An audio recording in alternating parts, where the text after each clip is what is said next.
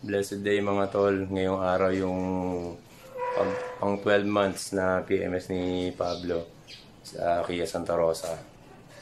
Yun, maaga schedule namin ngayon, 6:30. Lalarga na kami.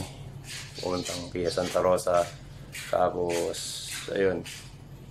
Balitaan ko kayo pag nandun na kami. Ibablog ko yung full PMS niya. Yung mga gagawin sa kanya. Ayan si Pablo mga tol. Morning. Medyo madumi. Hindi ko pa nalilinis. Pero na-vacuum ko na siya kahapon. Ayun. Blessed day mga tol. Larga muna kami. Morning mga tol. Yan. Punta na kami ngayon sa Kia Santa Rosa. Maaga kasi yung schedule. Para maaga matapos. Mainit kasi. Magtanghali na masyado. Ayan. 12 months. Pang 12 months na PMS ni Pablo. Happy birthday ni Pablo. Happy birthday Pablo. Bukas. Bukas pa yung pang isang taon ni Pablo. October 26. Happy birthday Pablo. Good morning naman kayo sa vlog. Morning guys. Morning ka naman ha. Nahiya Nahiya pa pa siya. siya. Maaga pa kasi. Ayun mga tol, balikan namin kayo mga tol pagka nandun na kami mismo sa Kia Santa Rosa. Blessed day sa atin lahat mga tol. Ganda ng araw ngayon. Let's go!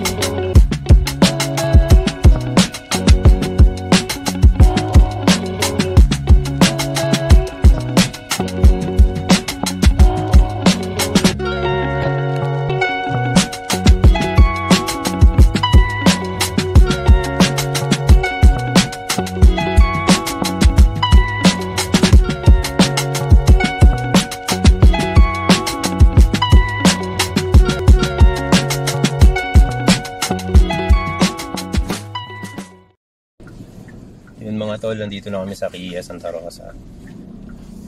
Daling ko lang si Pablo dito sa sa likod. Sa likod kasi yung pinaka ng Kia Santa Rosa eh. Sa likod ng Suzuki Service Center. Yung service center ng Kia Santa Rosa. Dito sa likod ng casa nila. Medyo yung daan. May trail. Ito, tingnan. Yan mga tol. May trail yung daan mga tol. Ayan. Konting trail. Pero goods lang. Kaya na sulit natin yan.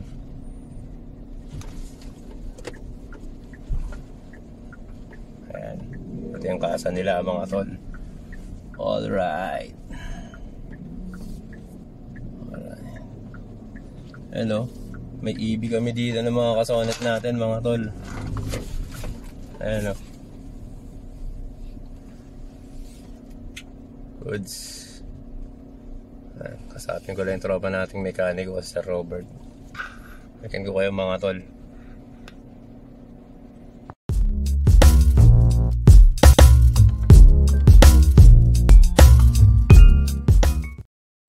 Yun mga tol, dito na kami sa mismong service center ng Kia Santa Rosa. Ayan. Labunso. Sumama sa akin dito.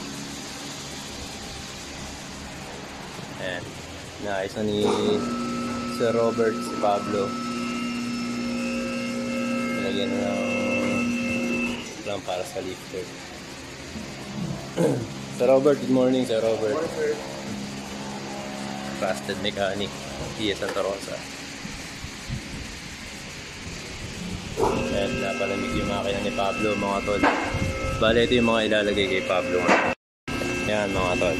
Ayan yung oil. Yung oil niya, ayan, quartz. Ayan. Total Energies. 4 liters yan mga tol. 4 liters na oil. And ito, engine treatment. And ito, para sa brake cleaner. Ayan. Saka oil filter. Ayan, oil filter. Yes, bunso. Ayun, akit na si Pablo. Ha? Oo. Hihi.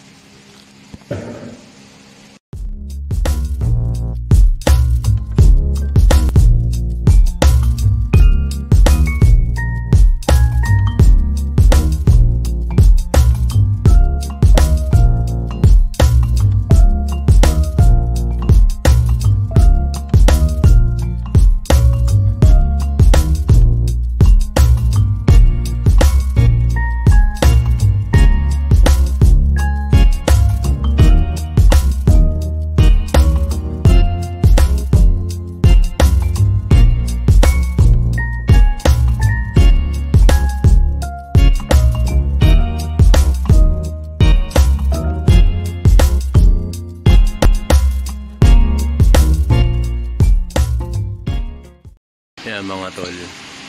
Ayan yung oil nyo. Sa oil filter. Dumi na rin. Tama lang, napalitan na rin yung oil.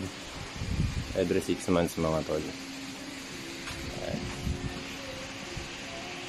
Naano ni Sir Robert yung sa mga brake caliper. Nakakalas na niya para malinis at ma-check yung mga brake pads. Ayan mga tol. Yung mga pa okay pa naman. Yan, na masyado nagagamit si Pablo eh. Pag weekends lang.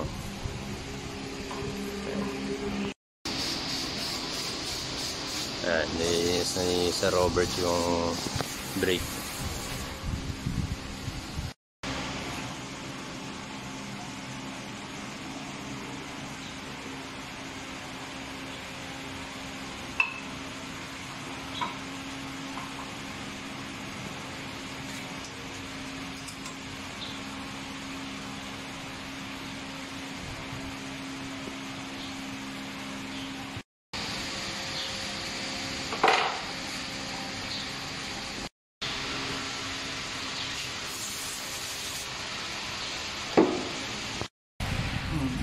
Ayan yung bagong oil filter natin mga tol. Na-assemble ni Sir Robert.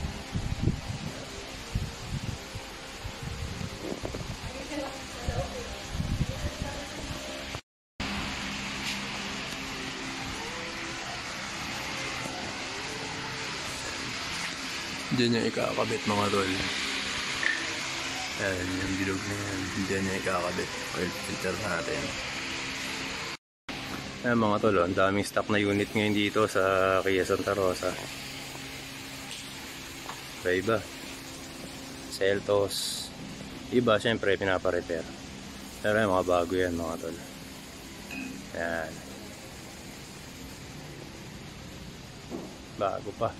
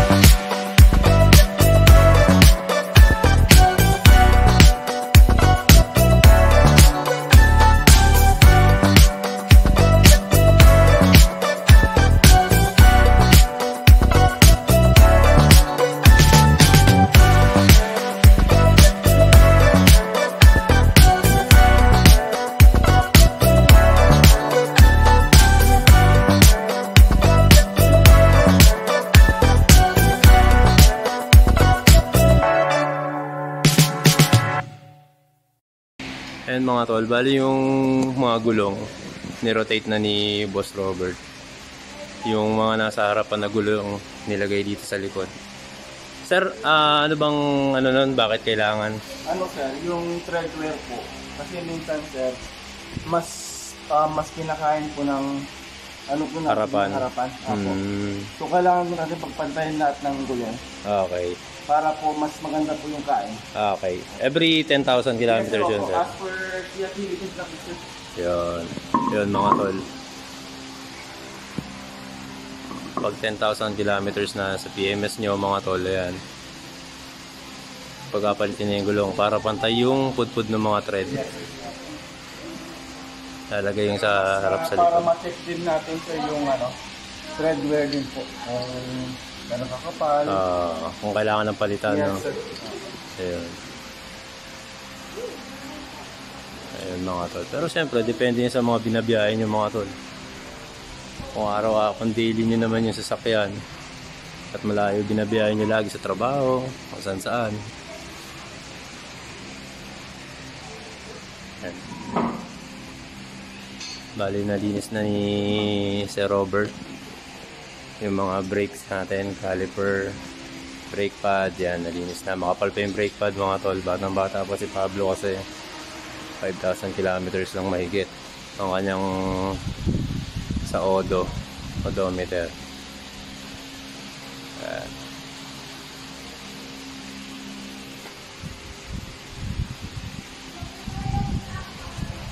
Ang napalitan na ni Sir Robert dito ay yan, yung sa oil filter natin.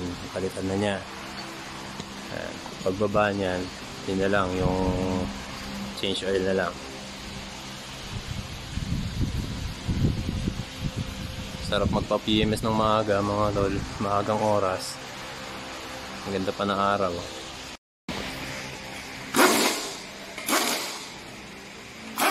Ayan, mga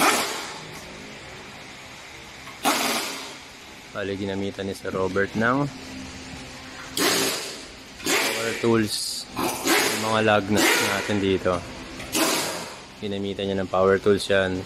Tapos mamaya pagbaba niyan, gagamitan pa yun ng torque wrench para yung higpit saktong-sakto sa tamang-tama yung higpit, yung sukat ng higpit, kumbaga tamang-tama siya, proper yung higpit ng lug nuts. Ayan, mga tol, dumi ni Pablo, ito namin nalilinis. Ayan.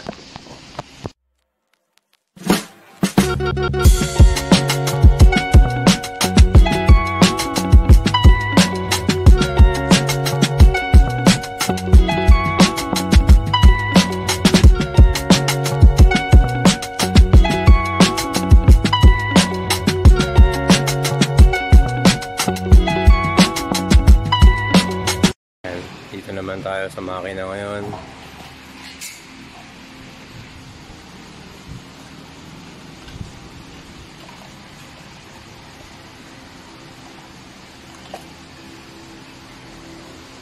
Laging 4 liters siya, no, Sir Robert? Ayan.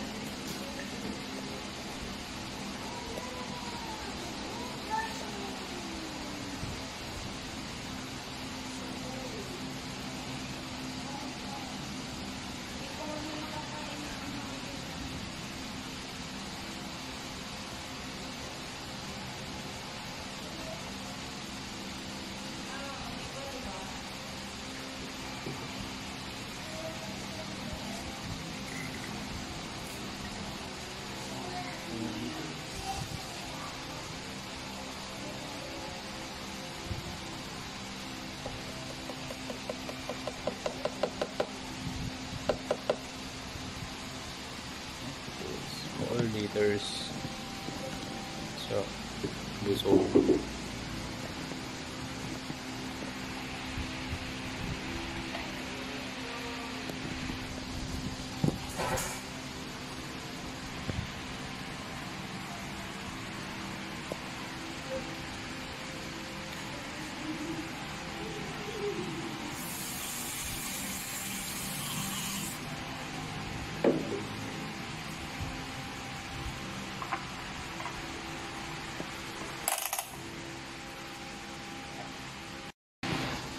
Siyempre, refill na rin ng kulan.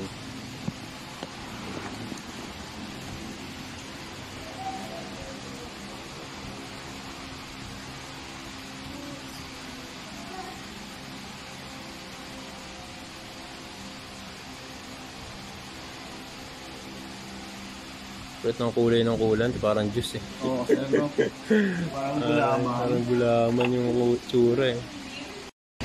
Ito mga tol yung kulan. Ayan. Okay pa eh. Yan lang yung nabawas. Uwi natin. Kaya mga tol, ginagamitan ni Sir Robert ng torque wrench para sakto yung higpit, yung sukat ng higpit. Ayan. Mga lug nuts natin para safe.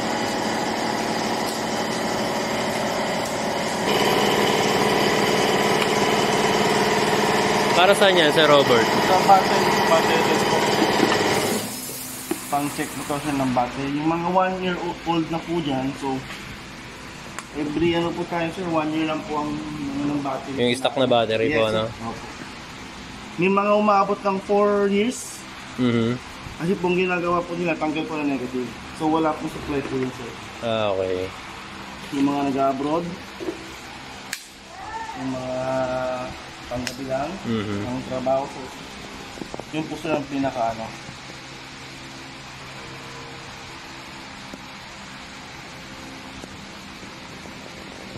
CCA 14.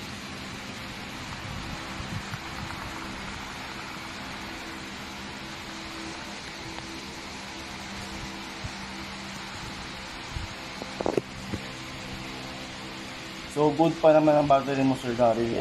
Battery health 100%. State of charge po niya 90%. 500 CCA. So based po sa CCA po which is yung cold crank amperes, 410 lang siya. Dito po 500. Ah, okay. So mas good yun sir. Pagka yung health so naging mga 50 plus na, hindi ka na magpalit sir. Yes, sir. Ayos.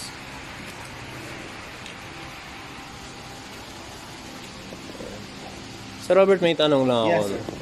Pagka mag-engine wash, engine details, engine wash, Yes, sir. ano yung kailangan bang takpan? Ito bang itong Yes sir, side bali na to? kung sa engine wash naman po sir, or detailing sir. Itong part kasi nito. Kasi ito po Yeah. sila pinaka-puso sa natin eh. Which is Okay. the ECM or electronic control module. And then yung ano sir, yung alternator po sir natin. Kasi, Tatakpan sir, din. Yes sir, kasi po wala pong ano sir, parang pinaka-defense mechanism sa loob. Sa ano, pag Okay. engine wash po tayo. Bali, Yan lang, sir. Tapos- ito lang talaga yung kailangan, yes, sir. ano? Opo. Yan lang sir. Tapos, pwede mo siyang bugahan sir. Ano. Pag hindi pa naman sir, excessive sir yung dumi, kahit wag sir muna. Oo nga. Para, ano. Punas-punas lang. Yes No? sir. Opo. Para po hindi po muna mabigla sir yung natin. Tsaka para hindi magka-aberya. Kahit hangin-hangin lang. Oo. Tsaka hindi naman siya talaga required mag-ganon eh, no? Yes sir. Actually sir, ano talaga, engine wash talaga sir, is para sa akin sir sa 2 buwan, isang person dapat. Ah, okay, okay. Yes sir. Opo.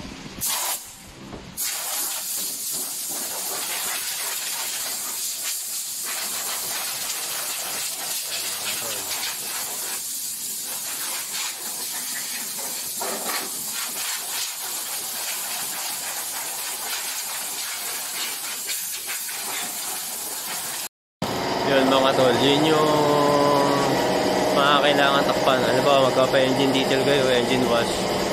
Yung mga tinuro ni Sir Robert na kailangan takpan, lalo yung alternator natin mga tol.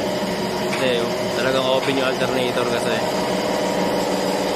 Ayun mga tol, sana nakatulong yun sa inyo.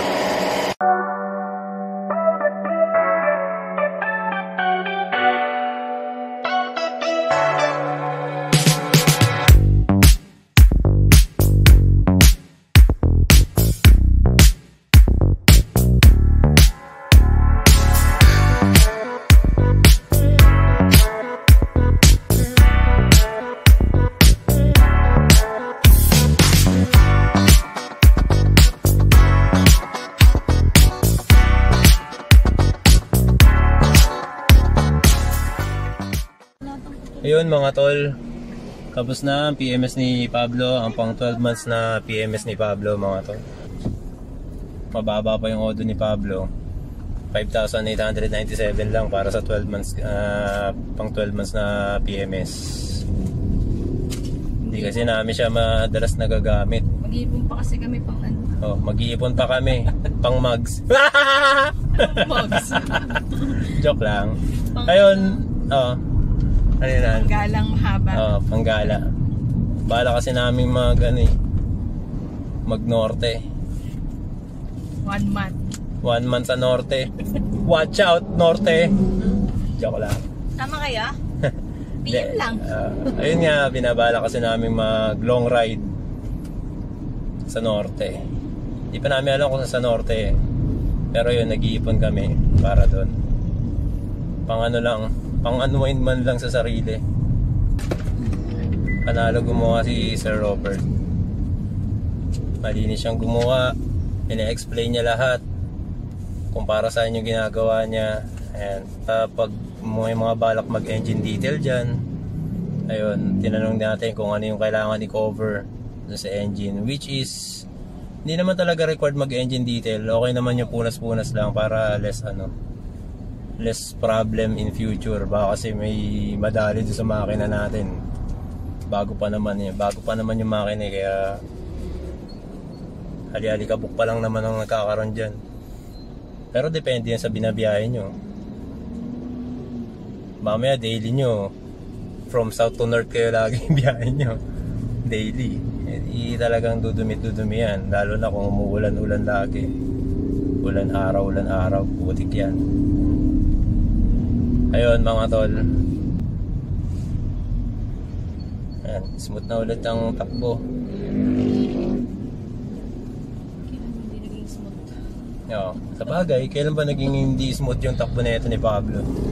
Ang smooth ng takbo ng Sonet natin eh.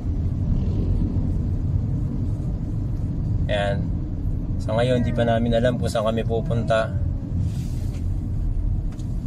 Gala day ngayon, Sabado.